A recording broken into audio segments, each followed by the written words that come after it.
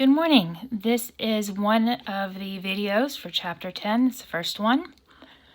So today we're going to be talking about flow rates and durations of enteral and IV infusions. Okay. Learning objectives. Describe the basic concepts and standard equipment used in administering enteral and IV infusions. Quickly convert flow rates between GTT per minute and ml per minute. GTT is drops per minute, and this comes from the Latin word gutta, and if it's plural is gutti. It just means drops. Okay. Calculate the flow rates of enteral and IV infusions. Calculate the durations of enteral and IV infusions, and determine fluid replacement volumes.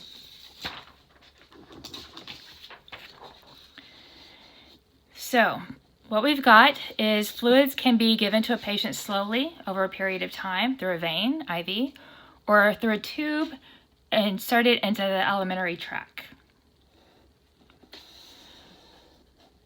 Tube feedings provide nutrients and other fluids by way of a tube inserted directly into the gastrointestinal system. It may be given continuously or intermittently, and orders always include a flow rate.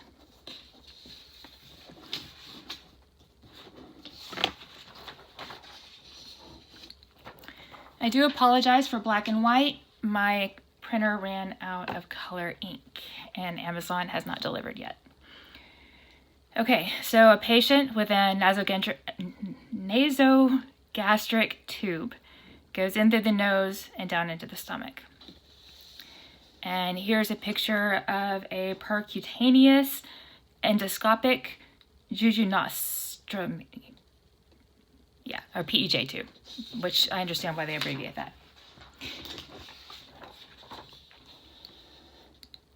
And here is a basic feeding pump for an infant.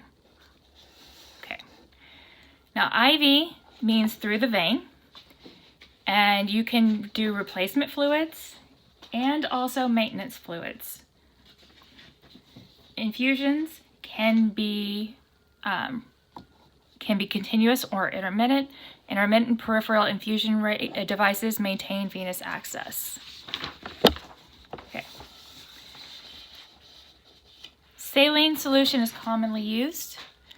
IV fluids generally contain dextrose, sodium chloride, or electrolytes. DW5 or 5% DW is a 5% dextrose solution. Now what this means is we have 5 grams of dextrose dissolved in water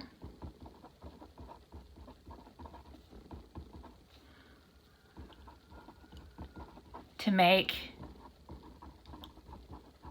100 milliliters of solution.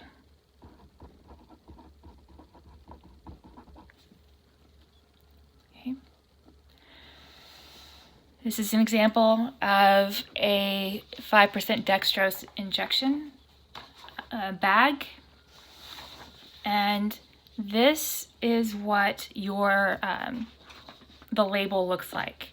If you look at it, it says 5% dextrose, and there's 1,000 milliliters in the bag. Okay.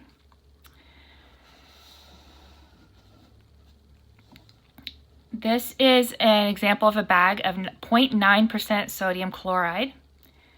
And what 0.9% means is that there's 0.9 grams for 100 milliliters. Remember, percent is always over 100, and these are in grams per milliliter.